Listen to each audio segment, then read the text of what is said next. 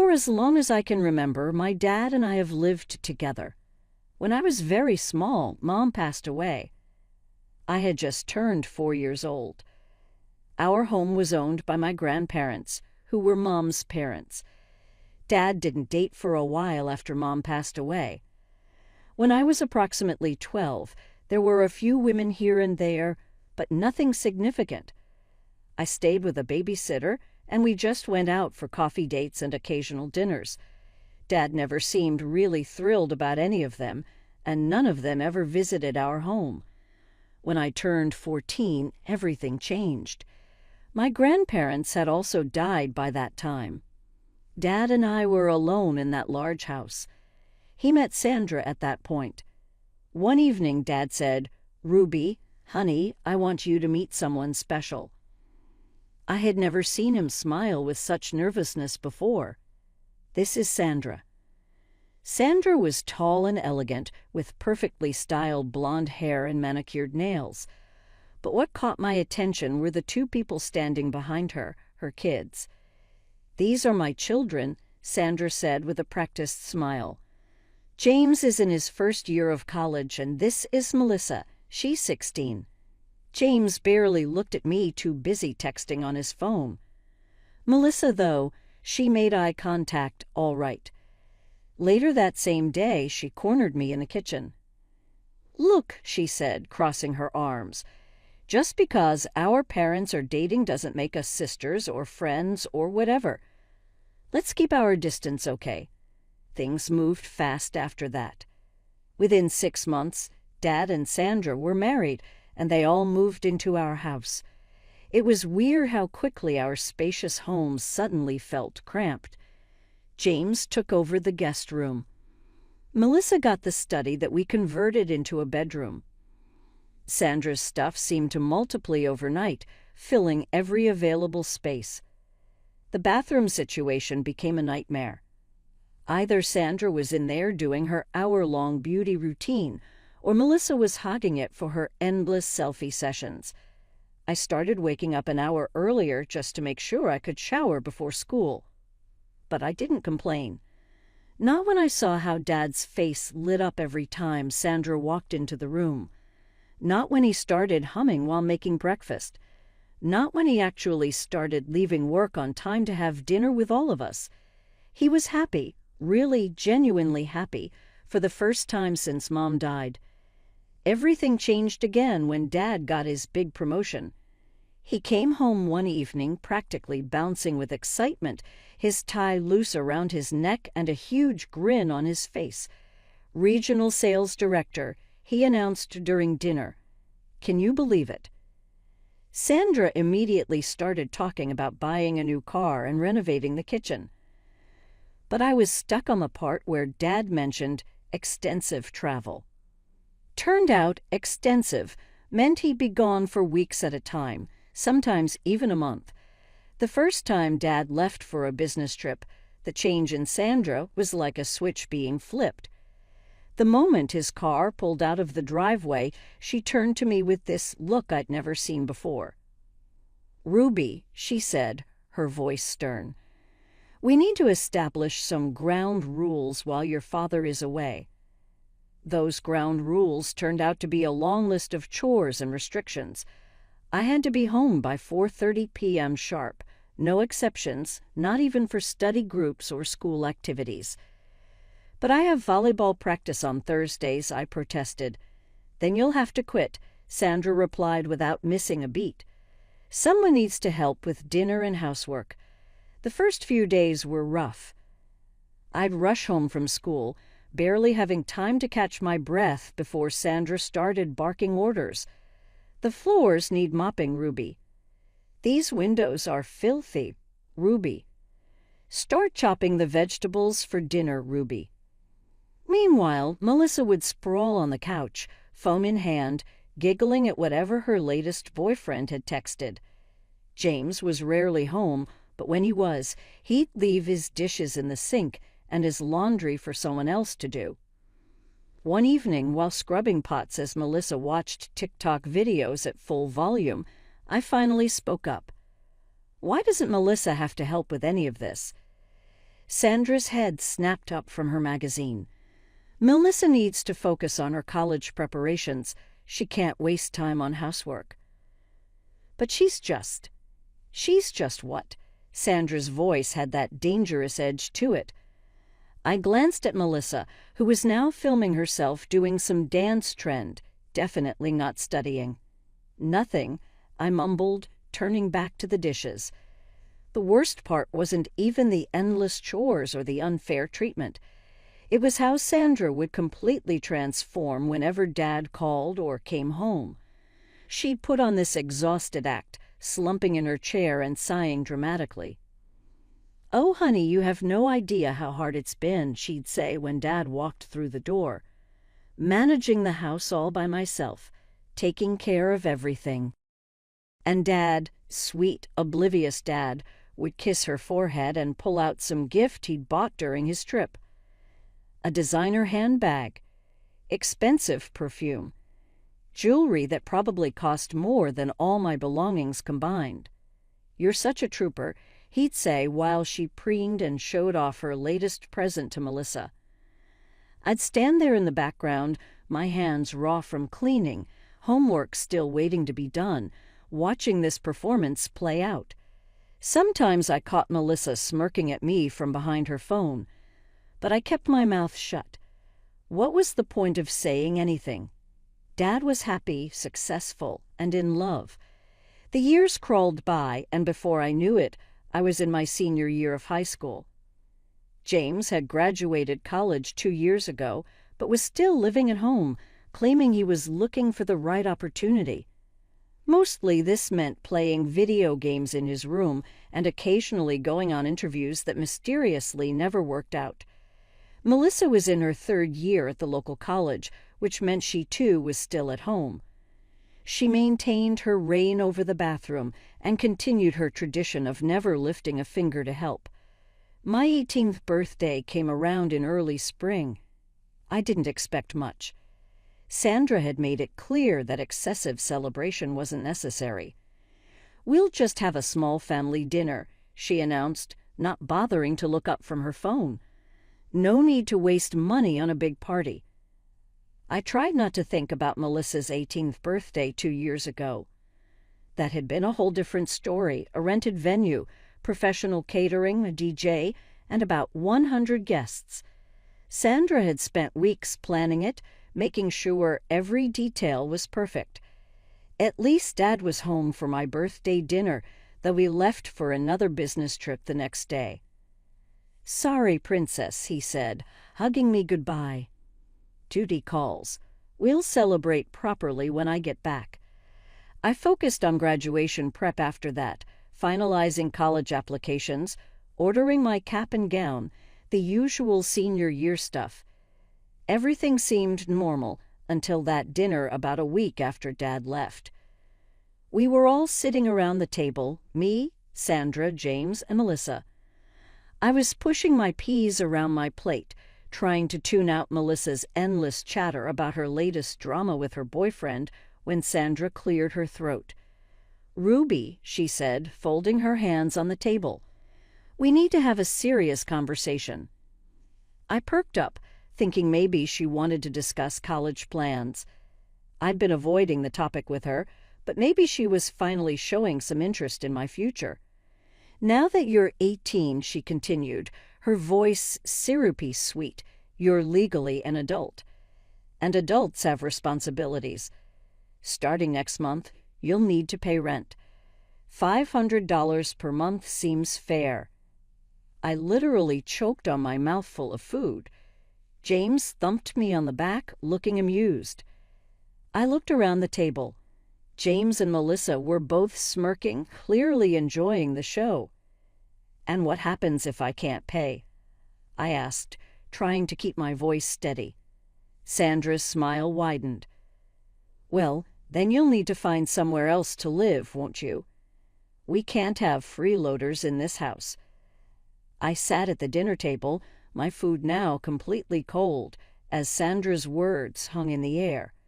The unfairness of it all, the years of being treated like a servant while her children lounged around, and now this.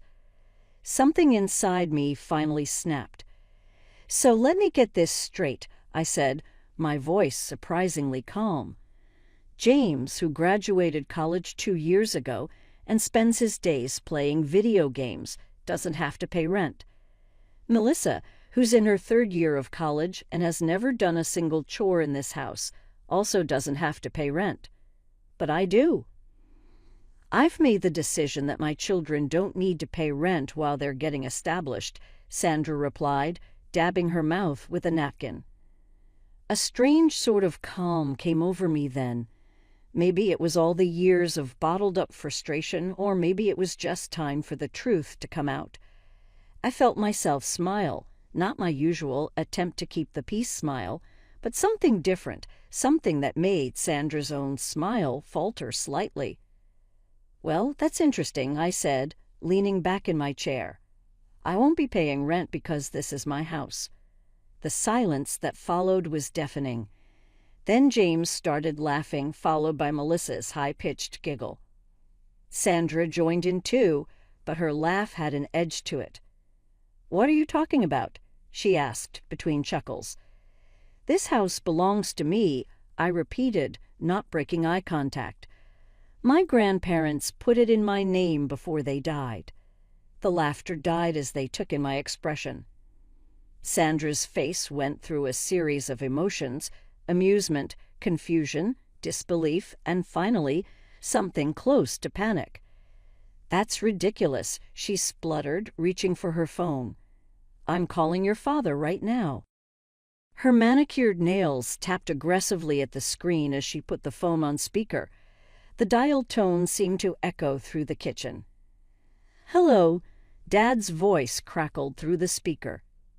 "David," Sandra's voice was tight, controlled. "Ruby is telling some interesting stories about the house. She claims it belongs to her. That's not true, right?" The silence on the other end stretched for what felt like forever. "Well," Dad cleared his throat. "Actually, my in-laws put it in Ruby's name before they passed.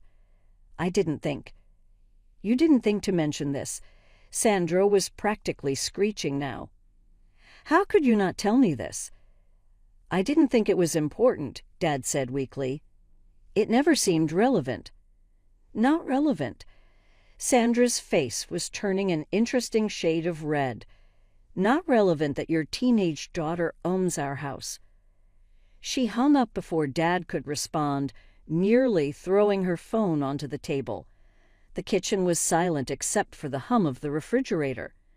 James and Melissa were staring at me like they'd never seen me before. Sandra took several deep breaths, visibly trying to compose herself.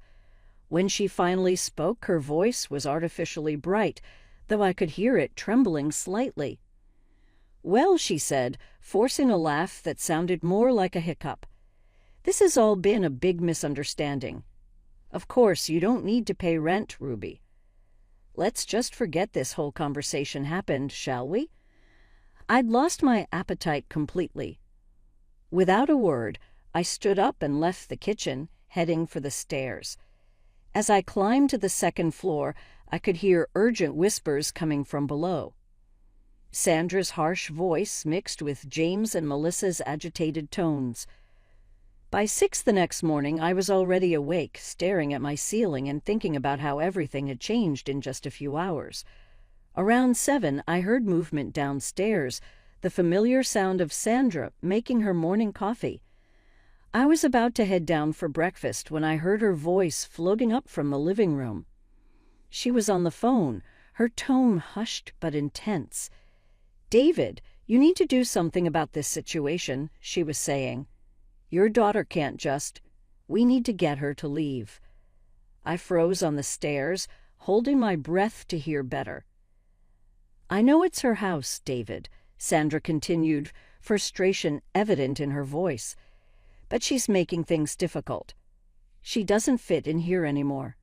She's becoming a problem." There was a pause while Dad spoke.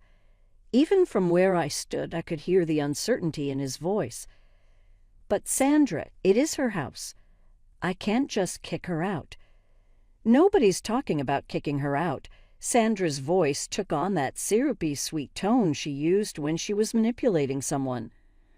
We just need to guide her in the right direction. What about those colleges she applied to? The ones in other states?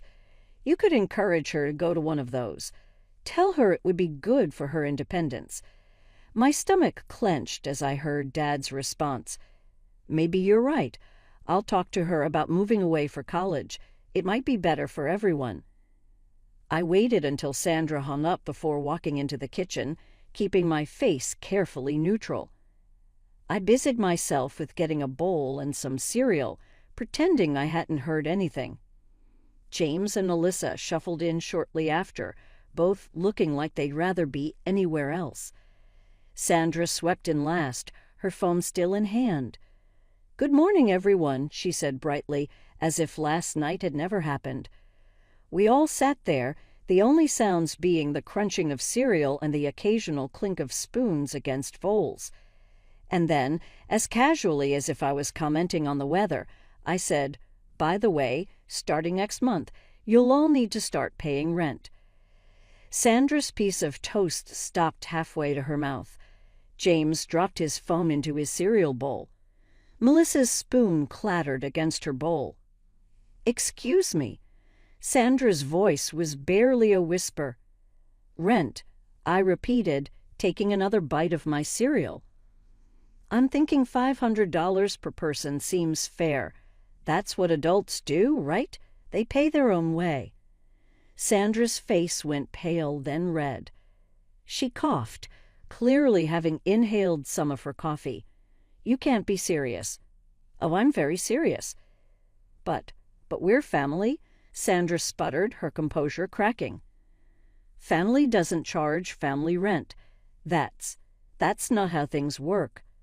Wasn't it you who, just yesterday, demanded that I pay rent?" I asked, still maintaining my calm demeanor as I stirred my cereal. Sandra's face flushed. She set her coffee cup down with a sharp click against the table. That was different. I was trying to teach you about financial literacy, to prepare you for the real world. I couldn't help but laugh at that. Financial literacy, the real world. That's interesting coming from someone who's been living rent-free in someone else's house for 4 years now. "Listen here," James started, but I cut him off. "No, you listen. You graduated college 2 years ago. You don't have a job. You spend all day playing video games and eating food that I help pay for with my part-time job. Maybe it's time for you to learn about financial literacy, too." I turned to Melissa. "And you? When was the last time you even did your own laundry?" "How dare you?" Sandra's voice was rising. "After everything I've done for this family?" "What exactly have you done?" I asked, genuinely curious. "Made me do all the housework while your kids did nothing. Tried to charge me rent for my own house. Plotted with Dad this morning to try to get rid of me." Her eyes widened. You were listening." "I heard everything," I confirmed, pushing my bowl away. "And you know what? Maybe you're right. Maybe it is time for some changes around here. So here are your options. Either start paying rent, all of you, or find somewhere else to live." Sandra's face turned an alarming shade of red. This is revenge. You're just a spiteful, cruel child who's jealous of my children." "Paying rent," Melissa scoffed, finally finding her voice. "For what? Are you going to kick us out of the house, you ungrateful little brat?" James joined in, standing up so fast his chair fell backward. "After we welcomed you into our family." "Your family?" I kept my voice level, even as they all started shouting. "This is my house, my grandparents' house. You're the ones who moved in here, remember?" "You'll regret this," Sandra hissed, pushing away from the table. "You have no idea what you're doing. James, Melissa, pack your things. We're leaving." I watched in silence as they stormed off, thundering up the stairs. Sandra paused at the doorway, turning back to me with eyes full of venom. "You'll pay for this," she spat. "Your father will hear about everything." I just sat there, finishing my now soggy cereal, as the sounds of drawers slamming and angry muttering filtered down from upstairs. Within an hour, they had thrown some bags together and were stumping out the front door. Sandra didn't even bother closing it behind her, just stormed out to her car with James and Melissa in tow. The house felt strange in its newfound silence. I wandered from room to room, straightening things they'd left askew in their hurried departure, trying to process everything that had happened. It wasn't until mid-afternoon that my phone rang. Dad's name flashed across the screen. I took a deep breath before answering. "Hello." "What the hell do you think you're doing?" Dad's voice exploded through the speaker. I had to hold the phone away from my ear. "Sandra just called me in hysterics. How could you be so cruel?" Something inside me snapped. After years of trying to keep the peace, of staying quiet, of being the good daughter, I'd had enough. "Cruel." I cut him off mid-rant. "That's interesting, Dad. Where was all this concern about cruelty when your wife tried to charge me rent for living in my own house? Did you think that was kind?" There was a pause on the other end of the line. When Dad spoke again, his voice was quieter, uncertain. "What are you talking about? Sandra never." "Don't." My voice was shaking now. "Don't you dare pretend you didn't know. I heard you on the phone with her this morning, Dad, when she was trying to convince you to make me move out. And you agreed to it. Remember that conversation?" The silence that followed was deafening. I could practically see him squirming, the way he always did when caught in a lie. "Ruby, honey, you don't understand." He seemed to gather himself, and suddenly his voice hardened again. "You're destroying this family, Ruby. Is that what you want? Sandra is threatening to divorce me over this." I sank down onto the couch, the same couch where Melissa used to sprawl for hours while I did her share of the housework. "She says she'll divorce you unless I apologize." "For what? For owning my own house? For standing up for myself?" "She's my wife." Dad's voice cracked. "She says either you apologize for how you treated her and her children, or she's leaving me." "Is that what you want? To ruin my marriage?" I looked around the living room at the photos on the walls, mostly of Sandra's family now. Just one small picture of Mom was still tucked away in the corner. When I spoke again, my voice was steady. "I'm not apologizing, Dad. Not for this." The line went dead. He'd hung up on me. My graduation day came and went like a blur. The ceremony was beautiful, but the empty seats in the family section felt like a physical weight on my chest. My best friend Sarah's parents took photos of us together and invited me to their celebration dinner. They didn't mention the obvious absence of my family, but their hugs lasted a little longer than usual. I spent the next couple of days sorting through college acceptance letters and trying to figure out my next steps. The house felt both empty and peaceful. Until a familiar car pulled into the driveway one afternoon. Dad got out first, followed by Sandra, James, and Melissa. They looked like they were headed to a business meeting rather than visiting family, all dressed up and wearing identical stern expressions. I met them at the door before they could knock. "Ruby," Dad said, his voice formal. Sandra stood just behind his shoulder, nodding encouragingly, like he was a puppet and she was pulling the strings. "We've come to resolve this situation." I leaned against the doorframe, waiting. "I'm willing to forgive your recent behavior," he continued, choosing his words carefully. "We can all move back in and things can go back to normal. But you need to apologize to Sandra and her children for how you treated them. And of course, drop this ridiculous idea about rent." I looked at each of their faces. Dad's forced smile. Sandra's smug expression, James and Melissa's matching sneers. Years of memories flashed through my mind, countless nights of doing their chores, being treated like a servant, watching Dad slowly turn into someone I barely recognized. "No," I said simply. Dad's facade cracked. "Then you leave me no choice. If you can't be reasonable about this, if you can't be part of this family, then I'm done. I'm leaving and I'm disowning you. Is that what you want?" I felt oddly calm as I replied, "That's your choice, Dad. You've made it clear who you choose, your wife and her children over your own daughter, just like you've been doing for years." Sandra gasped dramatically. "How dare you, you ungrateful little witch. You've always been jealous of my children, always trying to come between us and your father." "One more word," I cut her off, pulling out my phone. "And I'm calling the police for harassment. Your choice." The threat of police involvement shut her up fast. Dad started gathering the few belongings he'd left behind, working in tense silence. No one spoke as he packed his things into boxes, as he carried them to the car, as he made his final trip through the house where he raised me. He didn't say goodbye. Neither did any of them.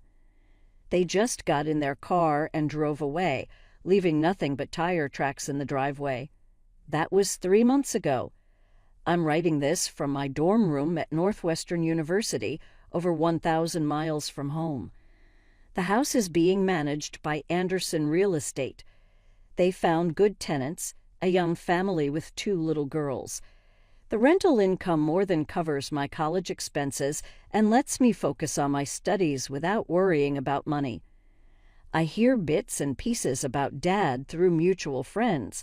He's renting a 3-bedroom apartment across town, still at his job with the fancy title and good salary. Sandra got the renovation she always wanted, new granite countertops and stainless steel appliances in someone else's kitchen. James finally found a job, though I hear he still lives at home. Melissa dropped out of college but started a fashion blog. They're living their lives and I'm living mine. Sometimes, late at night when I can't sleep, I look at old photos from before Mom died, back when Dad's smile reached his eyes and family meant something different. I question whether we will ever be able to reunite as father and daughter. I wonder whether he considers me at all. If he feels bad about his decisions, maybe he misses me as much as I do occasionally. Dad could realize what he's lost one day. We might be able to mend the rift between us, or perhaps we won't. In any case, I've come to realize that I'm stronger than I ever imagined.